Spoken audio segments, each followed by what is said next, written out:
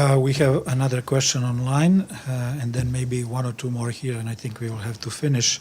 So, Jordan, online, if yes, you good afternoon. This is Jordan. Partially you answered my question, but I have to ask the question in different. UNRWA is not only a distributor of food.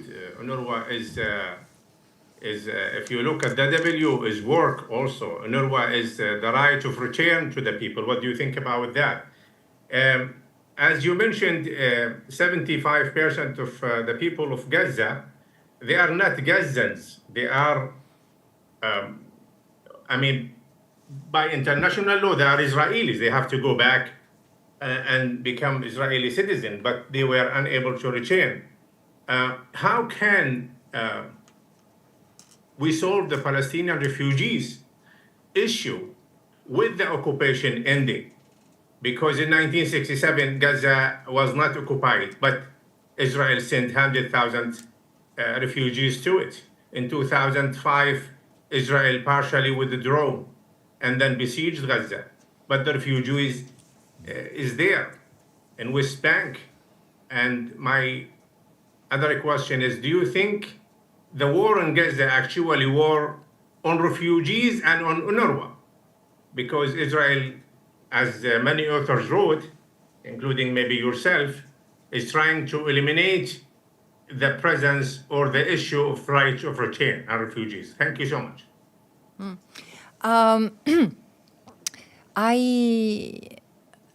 I'm as someone who has devoted many years of her life studying Palestinian refugees, including UNRWA from an academic point of view, a scholarly point of view, I can tell you, no, UNRWA is not the guarantor of the right of return of the Palestinian refugees. That right is enshrined in international law, is solidly built in international law, and even Resolution 194 is not the resolution that creates the right of return. The Resolution 194 is the first durable solution map for Palestinian refugees, for refugees, in fact, because it afforded refugees to choose whether to return to their homes or to resettle.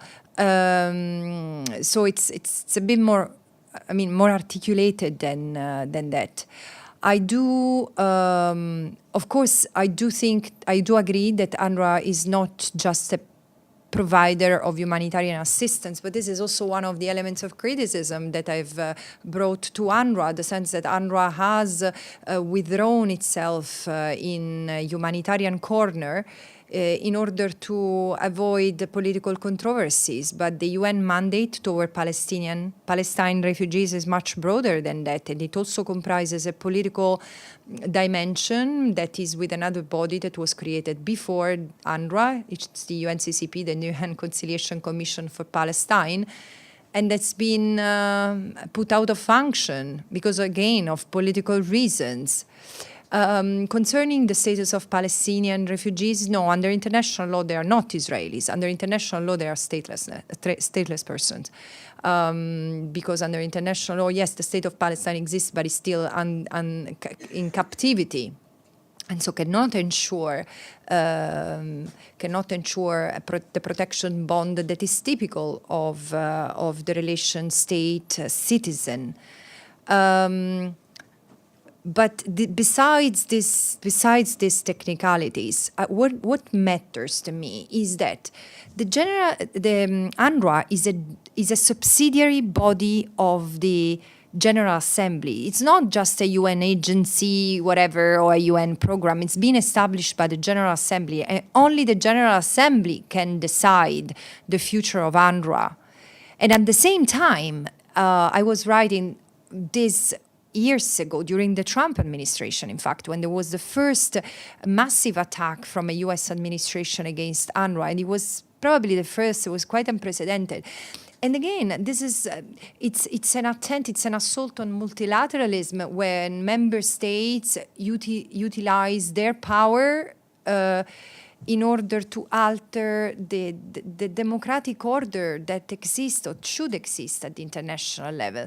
So the United States or Israel or others should discuss the future of UNRWA within the United Nations and not trying to attack it from outside. Because again, besides UNRWA, and the situation is very serious, I already commented on that, the other problem is that this sets an example to get rid of the United Nations everywhere at any latitude when states, when the states are unhappy with the work of the United Nations.